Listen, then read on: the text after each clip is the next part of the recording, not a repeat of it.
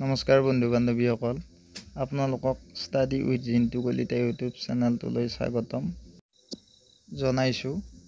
আপোনালোকে যদি অসম পুলিচৰ শাৰীৰিক পৰীক্ষা দি লিখিত পৰীক্ষাৰ বাবে অপেক্ষা কৰি আছে তেনেহ'লে ভিডিঅ'টি মিছ নকৰিব। আমি ইয়াত অসম পুলিচৰ কাট অফৰ বিষয়ে আলোচনা কৰিম, গতিকে বলক আমি ভিডিঅ'টি আৰম্ভ কৰোঁ। আৰু আপোনালোকে যদি চেনেলটোত নতুনকৈ ভিজিট কৰিছে তেনেহ'লে অনুগ্ৰহ কৰি চেনেলটো ছাবস্ক্ৰাইব কৰি আন বন্ধু বান্ধৱীৰ সৈতে শ্বেয়াৰ কৰি দিবলৈ নাপাহৰিব। 2021ত দৰং জিলাত পোষ্ট আছিল সৰ্বমুঠ 50টা। ইয়াৰে ল'ৰাৰ এবিধ ইউআৰ কেটেগৰীৰ কাট অফ গৈছিলে 51.70 আৰু ইউবিত গৈছিল 32.98। গতিকে যোৱাবাৰৰ তুলনাত এইবাৰ পোষ্টৰ সংখ্যা দুগুণ। গতিকে এইবাৰ সম্ভৱতঃ দৰং জিলাত 2011ৰ চেঞ্চাছ মতে 100+ পোষ্ট থাকিব। আৰু আনহাতে এইবাৰ দৰং জিলাত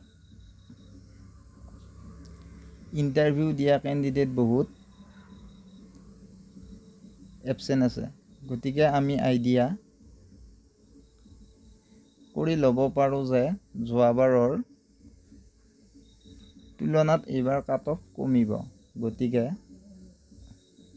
এইবাৰ যিসকল ল'ৰাই 51ৰ ওপৰত ফিজিকেলত মাৰ্ক পাইছে ইউআৰ কেটেগৰীৰ, তেওঁলোকে আৰামত পঢ়া আৰম্ভ